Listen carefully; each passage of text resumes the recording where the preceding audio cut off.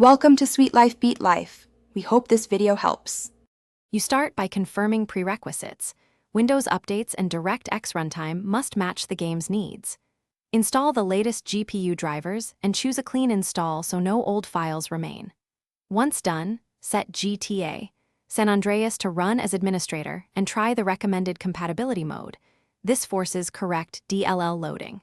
You're doing this first because corrupted drivers or permissions cause most DirectX errors. Fixing them narrows the problem quickly and saves time on deeper fixes. Next, repair DirectX and dependencies to replace missing or incompatible files. Run the DirectX end-user runtime installer to restore libraries like D3D9, DLL and D3DX943. DLL, avoid random DLL downloads because they risk incompatibility. Then install or repair Visual C++ redistributables since the game may rely on specific runtime components. After installations, reboot to let Windows register changes.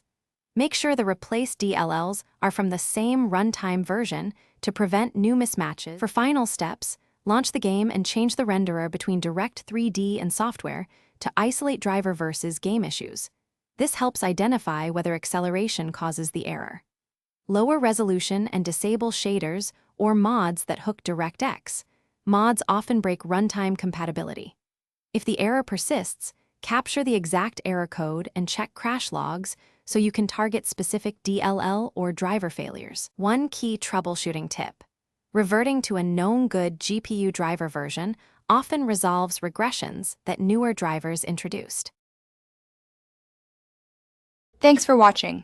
Consider subscribing if we helped you.